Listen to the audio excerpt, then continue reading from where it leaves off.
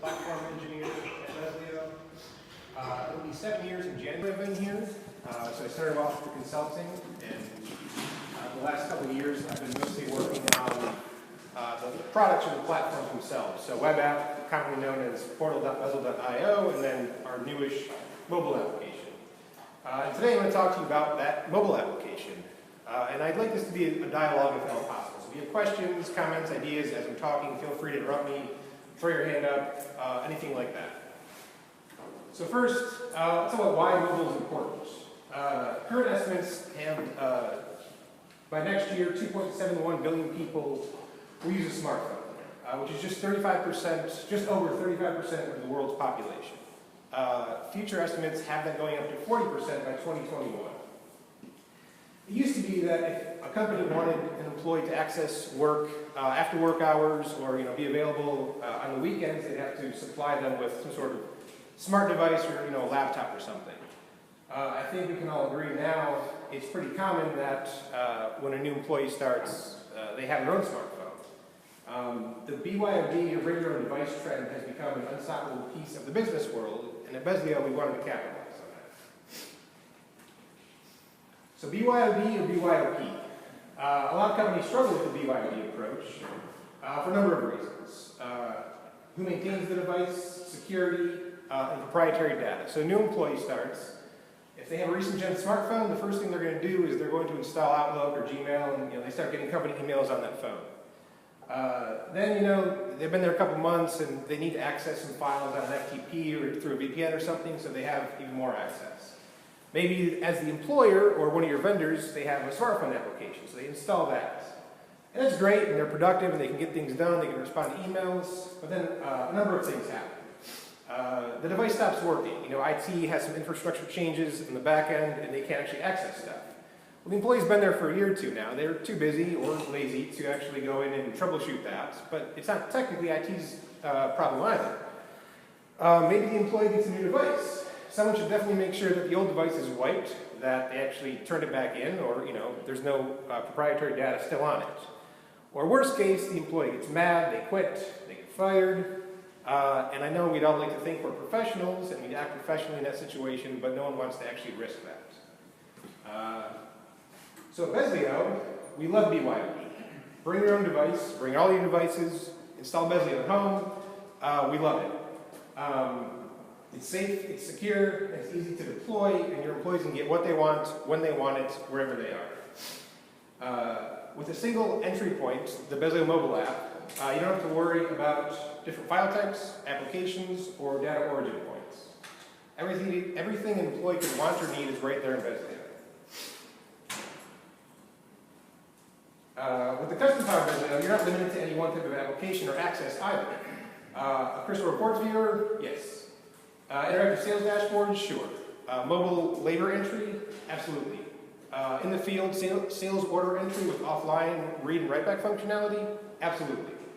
If you can dream it, you can build it, or we can help you build it. So let's talk about what actually pushed us into the mobile app itself. Brian covered a little bit of this yesterday, but I'm going to try to get a little more specific on some stuff. So, summer of 18, or actually a little, more like spring, we ran some usage statistics, and we found that 78% of people were using web app on a mobile device. 90% of them were actually interested in a native application. So we decided to build a native mobile app for Android and iOS. We decided to use the Ionic framework, and there's some really cool things about Ionic. One of the things is that it actually builds to Android and iOS simultaneously. So it's one code base. So if there's a bug fix, if there's a new feature we push, a new request, we don't have to worry about two different code bases, iOS and Android experts. It's all right there, deployed immediately. The other thing is it's TypeScript and Angular based, at least our version of it is. We had written our web app in TypeScript and Angular, and we had some learning experiences, maybe a little bumps in the road from that, and it was easy to take that experience and kind of port it over, which means a lot of the code we use in web app we could refine, clean up, and then put into our mobile application. So when we designed our web app, we designed it with responsive design in mind, which means that it would function pretty similarly on any device type or size. We assumed that if people were going to use the Bezlio, they would use it on the web app. But as we discussed a little bit ago, we found out that people not only wanted, but they feel like they needed an app. They really felt there was a huge desire for it. And there's a lot of benefits to that. One is that native mobile app feel, and I think we all know what I mean there. If you ever went to BestBuy.com or Target or Amazon, the website, in your browser, the website's fine. It works, well enough. But there's so many features and that app feel that you get when you install the app itself. If a company doesn't have an app that I want to spend some time in, I will be far less likely to use that company for anything. Mobile allows a lot of functionality and flexibility that web app never could. Now, while some of these are technically maybe available in web app, or we could make it work in web app, it would be harder, more difficult, and harder to support. So native hardware. So obviously, that's the biggest, one of the biggest things is we could take advantage of the processor, the device memory, and device storage to do a lot of things like offline mode. I think that'd be pretty impossible to do from just using web app in Chrome or Safari. The camera, so we can do things like barcode scanning. You can update your profile picture, which is cute, stuff like that. Bluetooth, so you can do Bluetooth scanning. Brian and I have talked about having little remote devices, low-frequency Bluetooth devices that would allow us to kind of ping where people are at, and then do things like maybe when someone walks close to, within X feet of a work center, it would automatically clock them in. Voice to text, GPS, pretty self-explanatory. And haptic feedback is something we kind of introduced recently, which, it's not, I don't know that it's necessary, but it definitely adds, again, that native mobile app feel. It feels good using it.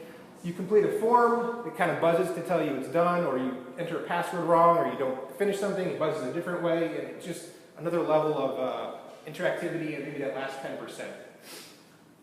Notifications. It's one of the things that we have, one of our big milestones recently.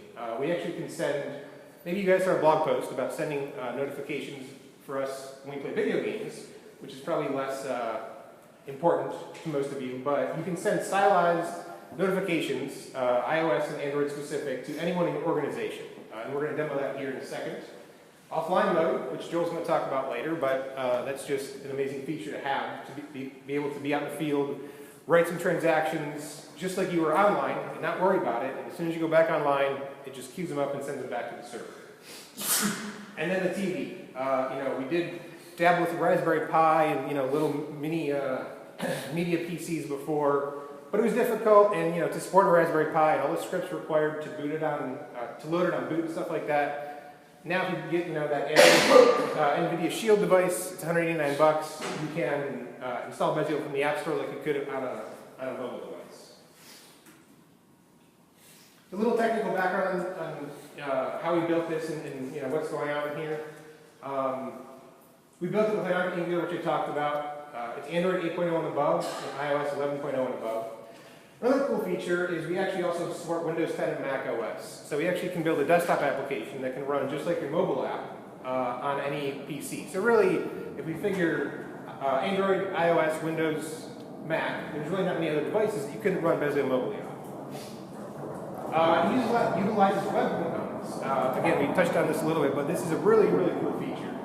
It essentially allows us to build all these different little widgets, whether it's an address card or a table selector or what have you, in a different library, and then inject it into both web app and Bezlio mobile. It kind of means that Bezlio is always being updated without having to push a new version of the app. So if we decide that, oh, this address card looks kind of gross, it's kind of old and dated, we can update that on our end, push it. You guys will get that whether you've updated the app or not. And if you don't want the new version, you can just go to an earlier version, because we're going to version them. So, address card version 1, 2, 3, 4, and so on. So now I'm going to dig in a little bit, show you guys a couple of the things we've talked about. The first thing,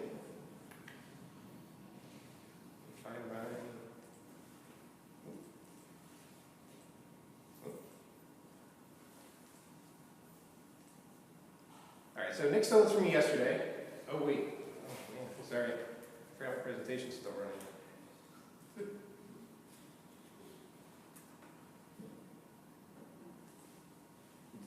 As someone who works with technology, I could figure this out quickly.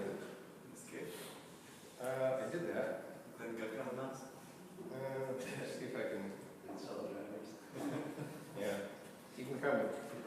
There we go. All right. So you guys saw this yesterday. It's a pretty basic Bezlio view panel, that you might have now. It's straightforward. On the left, you have your revenue goals, which is just your goals for the month, your total invoice, et cetera, et cetera. The second the second view is things remaining in the current period, and the third one is the percent reach. So it's a pretty straightforward, executive level view of how the revenue is going and stuff like that. We all might have similar things to this. One of the issues, we ran into this recently when we were deploying the mobile for someone, is that mobile's done a little differently. So if you pop over here, this is kind of an emulator, so it's not actually running on a mobile device. We'll pull down the refresh real quick, but you can see this is the same panel, but it'll take a second. It's going through my phone.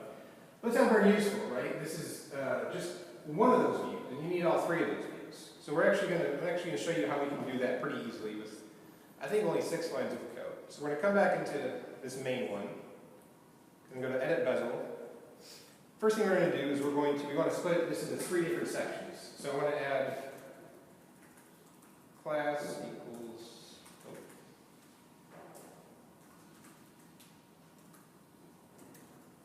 So that just means that this div is going to take up a third of the screen because we have 12 column design base. And we're going to add 2 more of these.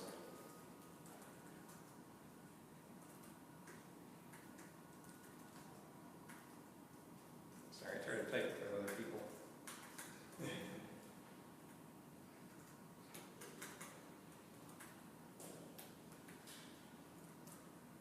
This is a quotation mark. Thank you. All right. So now we just need what we call a bezel dynamic. It's a custom HTML tag we have where you can inject another bezel into an existing bezel. So you can essentially take that view that we saw and port it over to mobile, and then everything's the exact same. You don't have to worry about coding it again, setting up the different data subscriptions. It all works as long as you have the right bezel tag ID. So we'll do bezel dynamic. We'll close this. And then the only information you need is, only attribute is a bezel tag.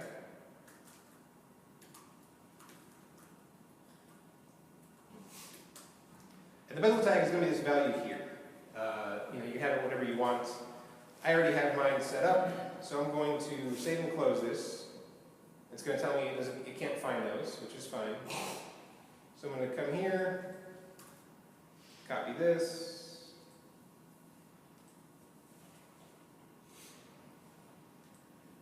We'll put that there. It does actually need to be in single quotes as well. So we'll save that. See, we're almost there. Then we'll copy this.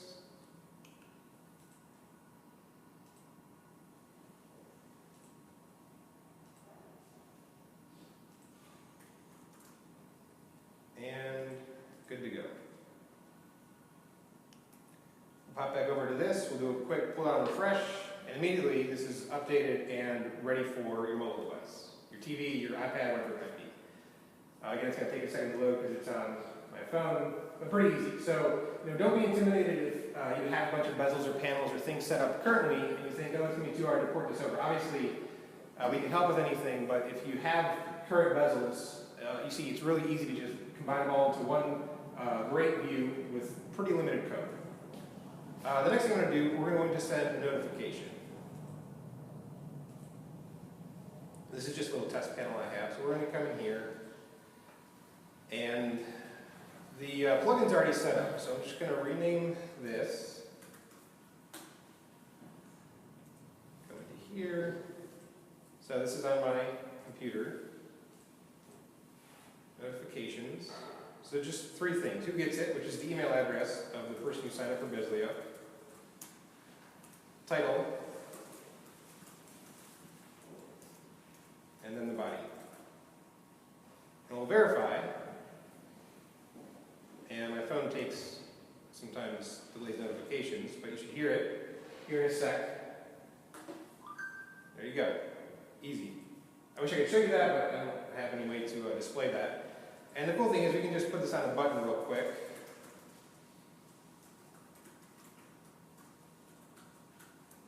So we can do,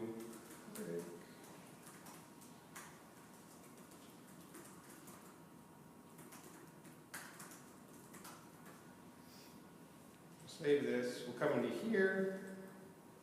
This is just some testing from earlier, so we'll just, you can see some code complete we have in there. Oh, doesn't work that well. So this is essentially saying to process that notify data subscription. So, you know, if you want to say it's not going to work on load, if it's going to be on demand, which I don't think we actually set. So we'll do on demand.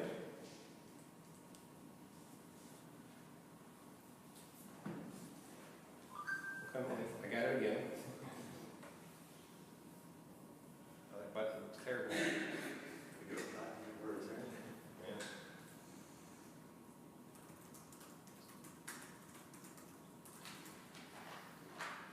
Preview this. So you click and we'll get it again. Now obviously this is a pretty simple button to click, but you can time this to data subscriptions coming back, to certain things happening or not happening in a bezel, in a bunch of bezels. We can even help you write this so it actually just happens on the server when certain criteria are met from other bezels and stuff like that. So it's really cool. I mean, the icon's stylized, it's got color, it's super cool. We were pretty excited about this. The last thing I'm going to show you is a little bit of the widgets. Just because I think widgets are cool and pretty helpful. So we have one called bezel address, which essentially allows you to put an address with a clickable link that would open up your Google Maps or your Apple Maps from your device. I think I forget this, so I wrote this down. I'm actually going to just pop that out.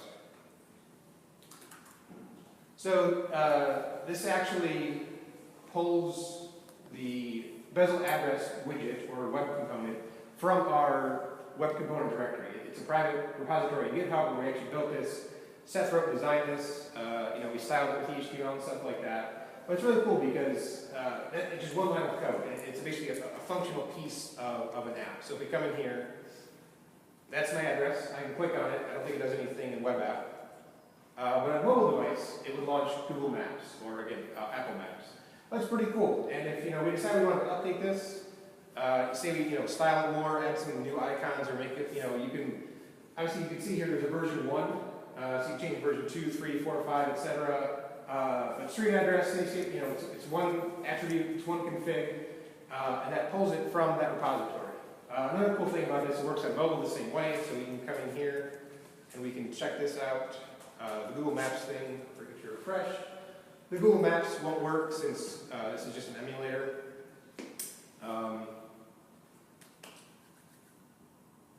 Give it a sec, maybe. You didn't see it. Clever. Thanks. Always gets me. So we'll come back. Maybe not. Well, it's an emulator, so it's not going to work every time, but it will show up in your bezel. And the coolest thing is that we're going to bundle this so that it works with offline mode too. So that was one of the concerns maybe was how do we keep these widgets moving and have this always updatable app type scenario, but still have it function offline because offline can't function sometimes. It has to either work or it can't. And we designed it in a way that as long as you log into the app one time, you'll get widgets. You might not get the latest version, so if we update it, you might not get version 6 or 7 or 8, wherever we're on, but you'll have the base one. So your bezels won't break, they won't look weird, anything like that. So those are some cool things that we've done with mobile that I think really, there's a lot of potential there. It's really cool. Let's pop back to here, see if I can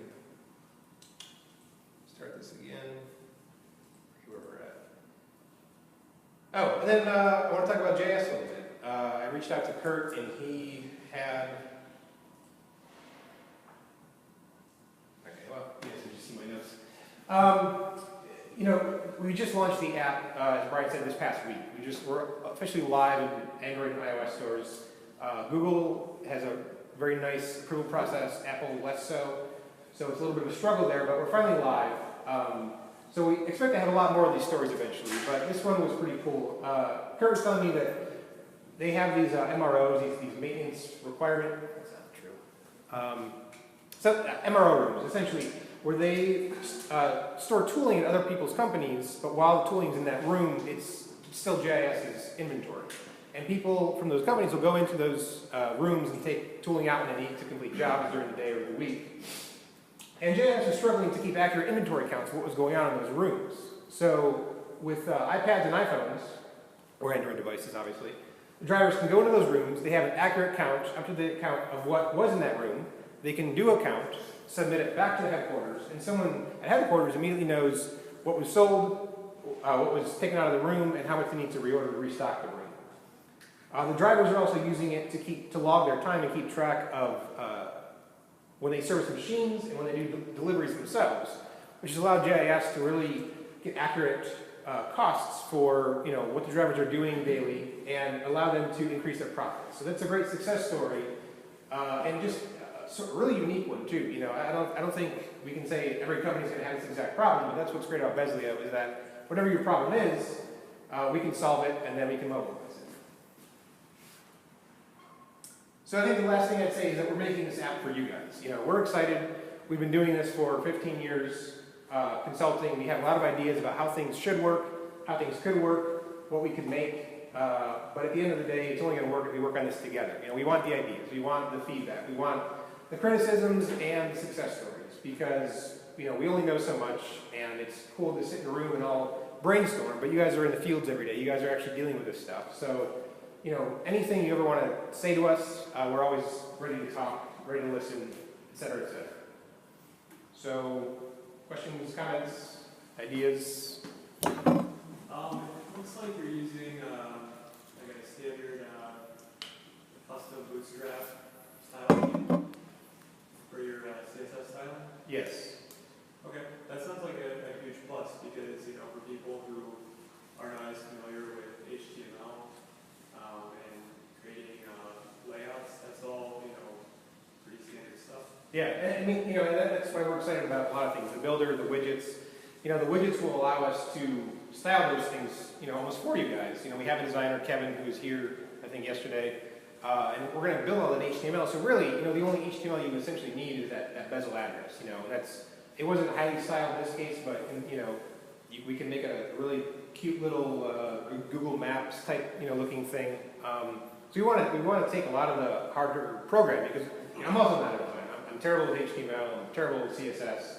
But I don't need to be good with those things. As long as I know what I want to build, type it in HTML, or when our builder comes out, just drag it over, and then you have a stylized component that you could tweak if you wanted to, but you wouldn't have to. There's a lot of snippets in the custom designer as well while we're waiting on the new version of it, where you can drag and drop, for example, what an HTML table looks like or something like that. So you don't have to even go Google it, we just have to kind of make it there. So. Right. We actually have, and it's pretty cool, we have 3 different libraries that you can pull from to help you style Bootstrap. There's also Angular material. So if you look at Angular material, those are really nice styles.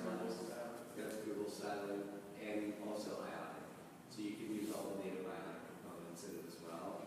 Although I guess it wouldn't work in web app, those would only work In mobile, yeah. in mobile. But you should only use mobile. Yeah. So yeah, there's a lot of cool options in there that make it easy. And although Bob put the config in by hand when he wrote that bezel address, there's a component section in that left-hand menu.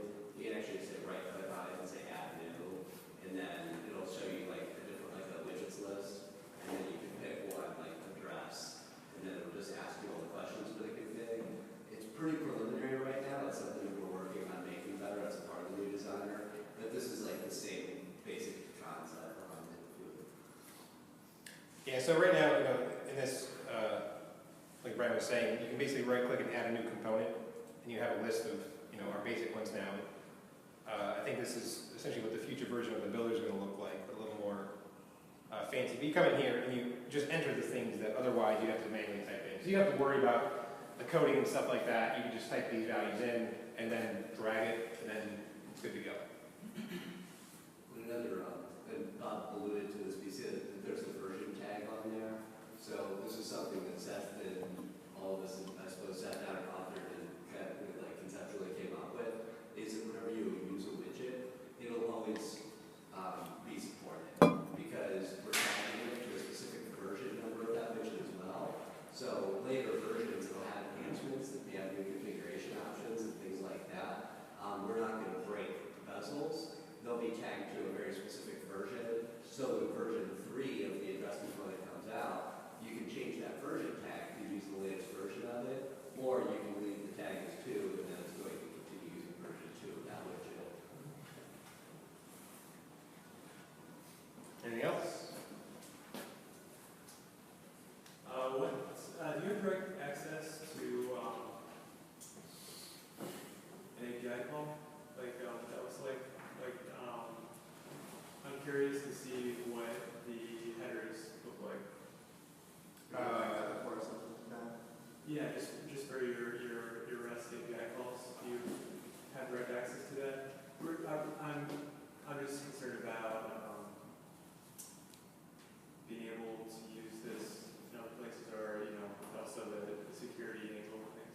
Right. Can you elaborate? I guess I'm not sure exactly what your question. This may help, but we base it on Rust Sharp, right? Yeah, that's the plugin. So basically, it's like a very commonly available API, Rust Sharp, which is like the .NET library for Rust calls, and we just wrap that. So if it works with Rust Sharp, it should work with us, because that's the thing about our plugins, like we just wrap our like, stuff that already exists. Okay. So in that case, and if there is something that you're not getting, like we'd be interested to know what those are, because obviously for us, if you're finding a use case that doesn't work for Rust, it's in our best interest to add that in there because it'll work for other people too. So you don't have to worry about like tokens or anything like that. No, I mean, if you're going to make a REST call, we can just come in here, you would add a subscription. You go to edit, you select your server where it's at, and you just select REST. And this is the information you need. So the URL, the method, that kind of stuff. So that's basically all you need to worry about as the user essentially. Now, like Brad was saying, if it's not working for you, the plugin architecture that this is connected to is .NET, but we could modify that, update that as needed, or you could. It's open source as we talked about yesterday. So, but That's really cool. yeah. I think it might not be obvious from everybody looking at it. You see a little lightning bolt next to every field there. That's where you put variables for things. Like when Bob did that notification, the recipient, the body, all that sort of stuff might be tied to a variable that you're updating and then before you hit the button. So that's kind of how you tie this all together. Okay, so it's basically gonna write that body for you. Right. That's cool.